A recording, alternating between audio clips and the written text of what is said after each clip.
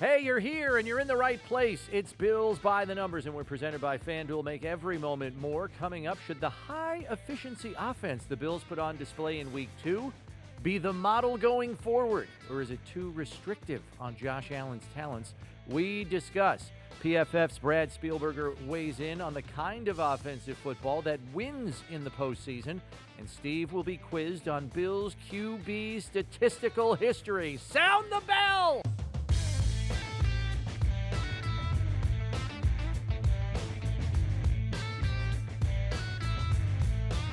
All right, glad to have you here with us on Bills by the Numbers. Bills Wall of Famer Steve Tasker, Bills insider Chris Brown with you as always. And it was an interesting approach we witnessed by Buffalo's offense against the Raiders in Week 2. It was the high-efficiency model rooted in short to intermediate passing and an effective rushing attack that helped to keep the team both unpredictable and out of long down and distance. There were some elements of that in Week 1, short, efficient passing game. But Steve, out of 13 third down plays against the Raiders, the Bills' offense faced more than 3rd and 5 only 5 times, and they converted 3 of those 3rd and longs anyway. Their conversion rate last Sunday on 3rd down, 54%, 4% higher than their season average last season, which led the league, oh, by the way. How much of this high rate of efficiency do you attribute to the Bills, and how much do you attribute to their opponent, which may be lucky to win 4 games this season? Yeah, maybe a coin flip. Certainly the Bills are on a self-correct course, and the Raiders helped them be successful in that and feel good about what they were doing. And as we've seen with Buffalo, having success breeds a calmer, more patient Josh Allen. And that's really what led into it, I think. The fact that they came in with that mindset, but were able to execute it early and get it done and stay on the field really helped. Now, even though, too, they came out in that first series of the game, went 3 and out, after the Raiders went bang, bang, 5 plays, 75 yards, touchdown, and the Bills came out and went 1, 2, 3 and out. There was a moment of angst there for everybody on the Bills sideline, but they came out, continued to execute, and overcame it. That was the point, albeit in the second possession of the game, was the low point before they came out on that field. From there on, the success rate was what you said it was. And so when you think, was it the Bills or was it the Raiders? It's a coin flip. It's probably both. Yeah. The answer is probably both. You can assign whatever percentages you want. I just thought it was interesting through the course of the week. Leading up to that game, we were talking on our daily show, One Bills Live, about risk management and how Josh had to be better at that. We heard Ken Dorsey, the offensive coordinator, talk about being smart but not conservative. And while Josh did make some heady decisions in terms of reducing risk, there were still some times where he threw it into some dangerous areas. 4th and goal at the 2-yard line. He throws back across the field to Gabe Davis, who's sitting in a sea of Raiders and somehow comes out with it with three defenders around him. Fortunate, I think, on that play. But, that's part of the yin-yang that you deal with Josh Allen, because he is going to sometimes make those spectacular low percentage plays for most. For him, maybe it's a little bit of a higher percentage. What you don't want, and he said this after the game, I'm trying to give my guy a chance to make a play, and Sean McDermott also said, hey, he's got to trust the guys around him. Well, that's implicit trust there. Throwing to a 6'2" Gabe Davis with 3 defenders around him on 4th and goal at the 2. I mean, you want to at least come away with 3 points on a field goal there. But I almost feel like because McDermott took a timeout when he was originally going to put the kicking unit on the field and then said, you know what, we will go for it and try to put this thing to bed, I almost feel like Josh feels, well, now he's trusted me to make a play here. I want to stick it in the end zone for him. And here's the thing, 4th down is different than 3rd down. They can't go for a field goal on 4th down after 4th down. Yeah, there's no 5th down. 4th down. You got them, and so I don't have a problem trying it, because you got to trust that even if they catch it, you can tackle the guy, and the worst possible scenario is they come out to the 20-yard line. If he catches it outside the end zone, you tackle him, and presto changeo, it's still a long field for your opponent. Yes. So that on a 4th down, it's different than 3rd down. You can try something on 4th down, knowing that the results, the worst possible, obviously, is a 108-yard pick six. Well, yeah. even in that situation, the odds are very low that that's going to happen against you. So you really want to roll the dice in that same fourth down. You kind of got to make a play and put the ball up there. Josh did it. Gabe Davis made the play, and the touchdown resulted. And actually, it was the put-away touchdown. I mean, he did lead the league in red zone turnovers last year, so I think they're mindful of that as well. It just that play worked out fortunately for Buffalo. Do you feel this was just a get Josh Allen back on track approach for Buffalo's offense, or do you believe they uncovered something where they say, you know what, this might be a sustainable winning model going forward? Well, I think the coaching staff put in a game plan they thought was going to work against the Raiders, and they trusted Josh to execute it. I don't think they went in there thinking, hey, let's put a game plan in for Josh. Every game plan is for Josh. Even the one in the Jets game. They expected Josh to be in the right mindset, and they put the game plan in that they would have put in had Josh had played well in New York. Yeah. So I don't think they're trying to fix Josh with the game plan. They're fixing Josh with the coaching and the conversations between the games on the Monday through Saturday conversations in their coaching points, in the film study, and that kind of thing. That's where they're trying to fix him. This game plan was put in because it was specific to the Raiders. And it's not all that different from a lot of game plans around the National Football League at this point in history. Everybody is playing that two-shell, keep a lid on everything, make them go the long way. They're doing it to Miami. They're doing it to Buffalo. They're doing it to they were going to do. The Bills did it to the Jets. That's the way, the modus operandi of defenses in the NFL right now. Trust your pass rush to get home and keep everything in front of you. And the Bills proved, at least against the Raiders, that they could execute that game plan and score 38 points. I will remind everybody, this was a Raiders defense that has been last in the league in takeaways over the last 3 years. Cumulatively, they were last in the league last year. They have no takeaways through 2 games this year. I think that's something that's worth noting. I don't think that every week is going to look as efficient as the Week 2 performance. I think they're striving for that efficiency, and you would hope the success they had in Week 2 would reinforce to Josh and the rest of the players on the offense, and maybe to a certain degree offensive coordinator Ken Dorsey, that we can win that way if Josh is in the right mindset, as he was last week, and the guys around him are coming through for him, which I think on the whole everybody did. The drops were minimal. Decisions were good. Run after catch was there. And again, they are playing a Raiders defense that, in my eyes, is substandard. But I think that can go a long way towards developing the identity of what Buffalo's offense should be going forward, including a run game that offers some balance and unpredictability to what they are from week to week. I'm not sure we can lump the effectiveness of the run game in with the efficient passing game in terms of a style of play per se. Does it matter what style of passing game you have, Steve, if you can run it as effectively as the Bills did in Week 2? No, I think it. No, I think you can dictate more what you want your passing game to be when you can run the ball the way the Bills did. Right? No question about it. I think even when the Bills were running it, let's face it, even when the Bills were started to run it effectively, the Raiders wouldn't come out of that too high shell. So you're going to have to catch them when they gamble and come out of that and go single high safety. You're going to have to catch them in that gamble and then go deep. Most plays calls in the NFL, even in the passing game, when you got a short passing game, you send a guy through the middle of the defense to try and keep him honest. When Josh is in the pocket, and you'll feel it as well, when he stands in the pocket and holds it for an extra amount of time because he knows he's got the protection, excuse me, the defense is really stressed.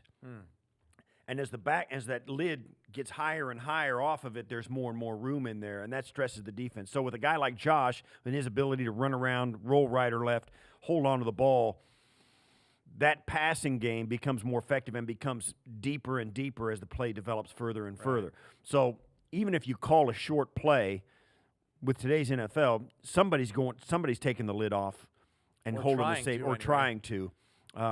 And so even if you have a short passing play called and your number one option is a 5-yard crossing route, the longer Josh has to stand in there because of a play action fake or because of all of this other stuff with the running game gives you, the more stressed the defense becomes. So yeah, the running game helps your passing game, no question about it. I don't know that you need to use it as a reason to go deep or an availability to go deep. If you run it well, you're going to get more safeties down in the box. Right. That even with the way they ran it last week, that didn't happen all that much. Right. And the other thing, too, is at the end of that game, 37 pass attempts, 35 runs. That's not going to happen many weeks either. This is still a passing team, and for understandable reasons. And, in week 1 against the Jets, they couldn't run it 35 times because they weren't running as effectively against that front. It's a really good run front, and they may experience the same against Washington this week with a run front that has 4 first-round picks up there. So you can bet that if the Bills get up by double digits, it will be a 50-50 run pass. They were up 21 points, and then went up 28 points with 4 minutes to go. Shorten the game. It becomes a clock tool rather than a weapon to run the football. The clock becomes your weapon, and the running game runs the clock. You saw Steph Diggs catch a hitch route or catch a route and then break to the sidelines and stay in bounds, and there were 9 minutes left in the game. I mean, that's just an understanding of what they're trying to do. So the only time you would love to see the Bills run it because it's a symptom of them having a big league and trying to shorten the game. That's the reason they had 35 runs and 37 passes. It will usually be 55 passes and 20 runs. Yeah. We'll see. We might be getting a little bit ahead of ourselves with this question, but hey, that's what we do. We project and prognosticate here.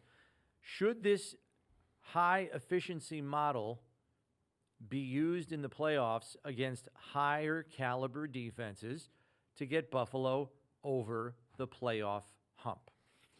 Sure. That's what again, a high caliber defense, it takes that approach. Your chunk plays happen when something else when a mistake happens or a misstep. When a defender misses a tackle and your guy Kincaid or Diggs or Gabe Davis snaps off a big run. Those are your explosive plays. That's against a high-caliber defense. That's what you're going to have to do. That's what's going to happen against this Washington team this week, I think, in fact. They're going to come out. Their pressure's going to be there. Josh is going to have to get rid of the ball quick, which means he's going to have to throw it before the receivers can get very deep. So it's going to be a short passing game, very efficient. It's going to be more of this. It'll be interesting to see if the running game can be as effective early in the game like it was against the Raiders instead of waiting to just run out the clock. Right. And I'm a proponent of the high efficiency model when you're going against big time, strong defensive units. Later in the season, they have Dallas. They have Philadelphia. So these are defenses where this high efficiency model is going to have to be put into practice, because if you want to back off a pass rush where they've got your O-line outmanned, out-talented, outgunned, whatever phrase you want to use, you have to use the high-efficiency short passing game to neutralize the rush. Right. That's the best way to do it. Joe Burrow did it. Patrick Mahomes did it. They went a lot further in the playoffs than the Bills using it. The Bills have to adopt that wholeheartedly, and the fact that it's already started in week 2 has me encouraged. Now I want to see more evidence of it going forward. Maybe it continues this week against a good Washington front. If you have a lesser defense, okay, maybe you change things up a bit. But the high-efficiency model is proven effective against some of the best defenses in football. Look no further than Mahomes against the Eagles, the number 1 defense in football in sacks last year. They hung 38 points on them playing that high-efficiency model. It is proven effective. All right, we take this subject now and expand it with Pro Football Focus NFL analyst Brad Spielberger, who joins us here on Bills by the Numbers. All right, Brad, so we see this high-efficiency offensive model from the Bills in Week 2. Do you think it should be the model going forward, or might it be too restrictive for the talents of Josh Allen?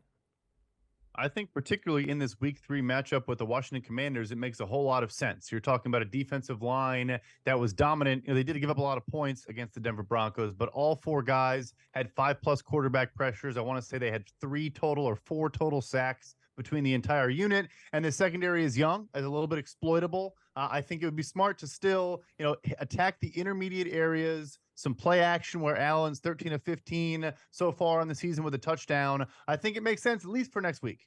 All right, now let's talk long game with that respective model, because we've seen Kansas City go all the way and win a Super Bowl with a model of that type. We saw Joe Burrow go further after he got tired of getting sacked 60 times a year, going to a short, get the ball out quick type model with Zach Taylor. So is it logical to think, if the Bills are efficient enough, that they can do the same with that kind of a model?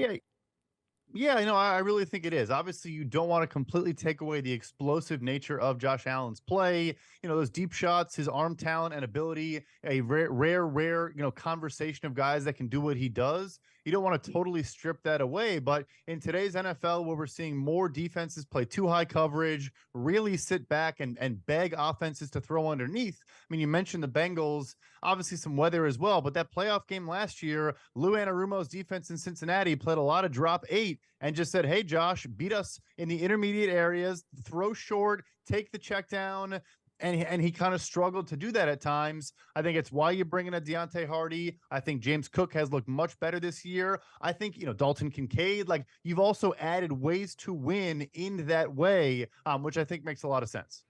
Another element that we saw was more effective running in the red zone, and this is part of the reason why they went out and got Damian Harris and Latavius Murray in free agency, the so-called straight-ahead hammers, as opposed to James Cook, who's obviously more diverse. So, this was a team that had trouble running in the red zone, and that's why they'd hand it to Josh Allen when it came down to goal-to-go situations, and they still finished 9th in red zone efficiency last year. They're tied for 7th here in the early going. They go 5 of 7 in the red zone last week, 4 of 5 in goal-to-go situations, and very effective running it down there, and they weren't having Josh do the running. Huge. It's a massive piece of this offense. He obviously still could probably take a few less hits between the 20s as well, based on his first 2 weeks thus far. But yeah, you want to protect him in that area. You also just want to have that threat, because you probably now can use some read option, or zone read and do different things with Josh Allen and those running backs down near the goal line. But yeah, as good as Cook has looked, you want him to run outside the tackles. When you want to run between the tackles, bringing those veterans in, it makes a lot of sense. It helps this offense, and converting in the red zone, again, as we're talking about matriculating down the field and sustaining drives as opposed to explosives, you need that high red zone efficiency. And then finally, with respect to Josh and another diversification we've seen more and more of in each of the first 2 weeks, Ken Dorsey putting him under center more than we've seen in the past. Obviously, there are advantages to that in terms of creating space behind the linebackers off play action, where linebackers really bite on that stuff. Last year, I can't tell you how many times Josh would be in the shotgun, fake the give on a mesh point to the running back standing next to him, and no linebacker would take more than a half a step towards the line of scrimmage. This seems to be a much more effective means by which to exploit the middle of the field, which, as we know, was a major problem for them, particularly in the second half of the season last year. What are these early signs telling you? Could we see more under center going forward?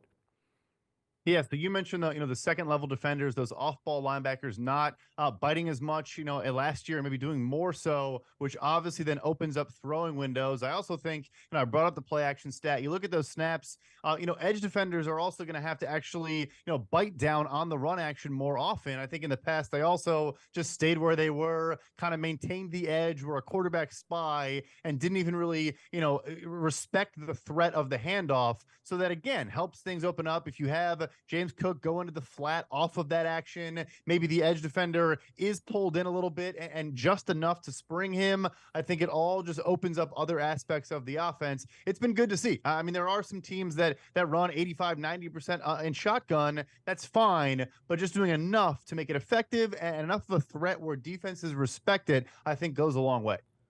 Brad, thanks for the time. As always, we'll catch up with you down the line here in the regular season. Sounds great. Thank you. Hey, Bills fans, get in on the action with FanDuel, America's #1 sportsbook. Just download the app today to play any way you want. Plus, with live betting, you'll get updated odds on games that have already started.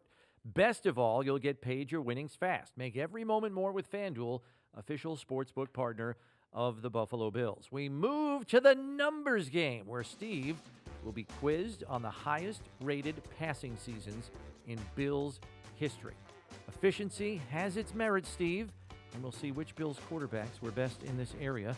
Are you ready? Let's go. Question number 1.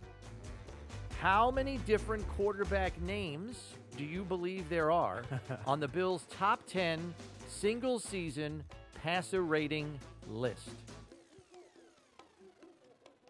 4. You're very close, Steve. The answer is 5. 5 names on the top 10 list. That was a good guess. Question number 2. You can probably guess the top 2 single-season passer rating quarterbacks in Bills history. Yeah, Jim and Josh. Right. But can you name the quarterback with the 3rd highest passer rating season in Bills annals? Jack Kemp. It is not Jack Kemp. I'll give you 1 or 2 more other stabs All right. at it. Hold on. Okay, let's go. Bledsoe. Not Drew Bledsoe. Tyrod. Bingo, Steve! Man. Tyrod Taylor in 2015 with a passer rating of 99.4. Thank you. How about it? All right. All right, question number 3. You've named 3 of the 5 quarterbacks on the Bills' top 10 list for highest single-season passer rating. Can you name the remaining 2? So there's 5 names in the top 10. Obviously, Jim and Josh have multiple seasons. So too does Tyrod, by the way. Right. But there are 2 other names on that list that had one of the top 10 passer rating seasons in Bills history. Ryan Fitzpatrick. It's an ixnay on Fitzmagic. Okay. Too many picks. Too many picks. Killed the rating. Took a shot. Wow. I will say.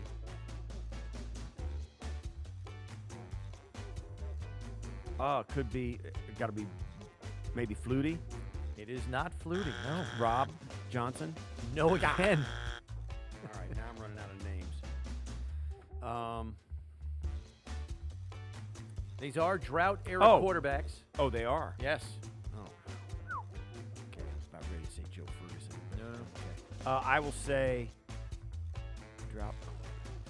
Wow, drought quarterbacks. That's hard for me. JP. No, it's definitely not JP. My God. Hey, I don't know. No I'm offense to JP, but I don't even remember who. Not Fitz, Tyrod, JP. think of a one-year wonder. Oh, now I'm not. I'll never remember his name. Hold on. Not. What? Who is the guy? I can't remember his name. The quarterback that we got from not. It's like Rex Grossman, but who is it? He did once play for the Bears like Rex I Grossman. know, that's the guy.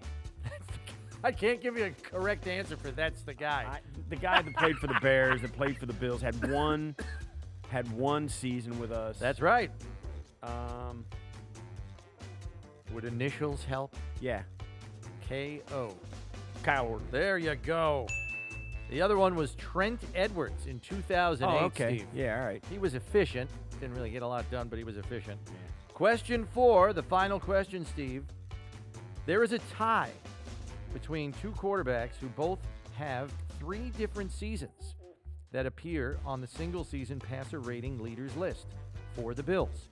Who do you believe those 2 quarterbacks to be? 3 different seasons in the top 10. Jim and Josh. Josh is correct.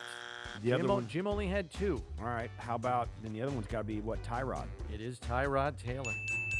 3 of the top 10 passer rating single It's season. amazing. He didn't turn the ball over. Right. That's why he had a didn't high turn it passer over, rating. and he wouldn't cut it loose. That is correct. He would just hang on to it, and you know what I mean. He wouldn't run. He'd either run or whatever. He wouldn't turn it over, and he'd just take off and run.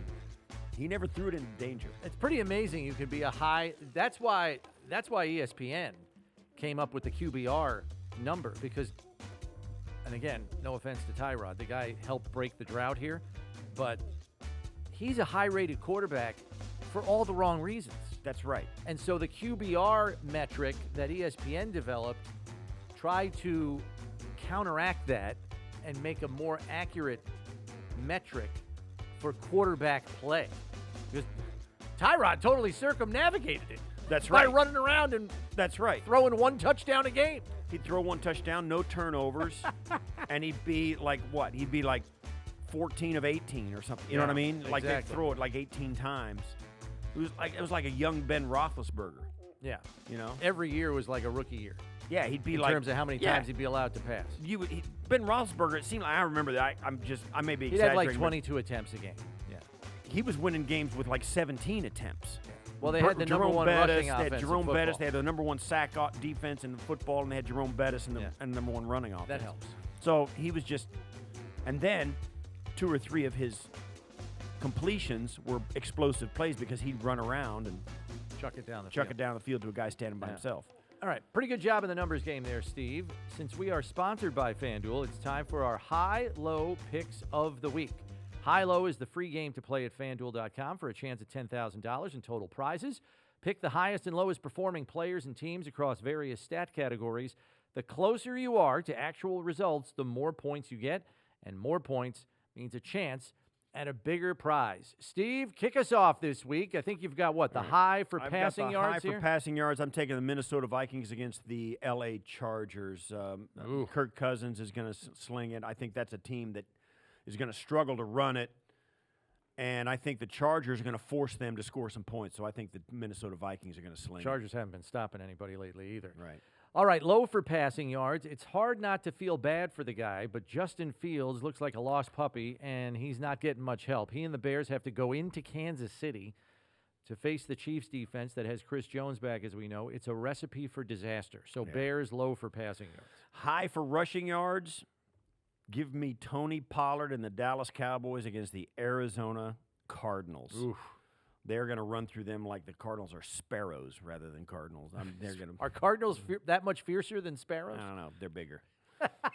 Tony Pollard is going to ring them up. I'm telling you. They are a little bit bigger than a sparrow. You are correct. I'm going with the exact same game, except I've got James Conner on the Arizona side for the low for rushing yards.